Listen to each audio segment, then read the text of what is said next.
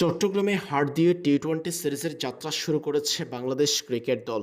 অস্ট্রেলিয়ার বিপক্ষে ৩ ম্যাচের টি-20 সিরিজের প্রথম টি-20তে ১০ বল বাকি থাকতে ৪ উইকেটে হেরেছে টাইগাররা।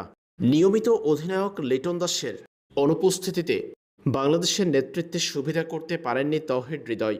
অজিদের বিপক্ষে বাংলাদেশের এই হারের পিছনে বেশ কয়েকটা উল্লেখযোগ্য কারণ আছে, যে কারণগুলোর মধ্যে ৩টি কারণই সবচেয়ে বেশি প্রভাব রেখেছে এই ম্যাচের ফলাফল বাংলাদেশের বিপক্ষে যাওয়ার পিছনে প্রথম কারণটি হলো চরম ব্যাটিং বিপর্যয়।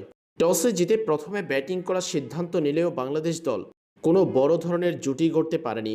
টপ অর্ডার থেকে মিডল অর্ডার দ্রুত উইকেট হারিয়ে বিপাকে পড়ে টাইগাররা। লোয়ার অর্ডারে শেখ মেহেদীর ২৯ রানই কেবলমাত্র বাংলাদেশের প্রাপ্তি।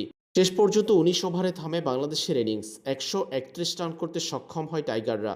চট্টগ্রামের এই পিচে যেটি একেবারে সামান্য টার্গেট, আর এই টার্গেট তাড়া করে জিতেছে অস্ট্রেলিয়া।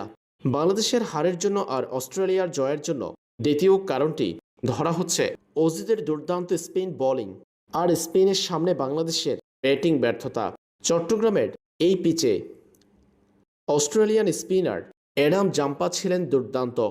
১৮ রান দিয়ে ৩ উইকেট পেয়েছেন অভিজ্ঞ এই স্পিনার।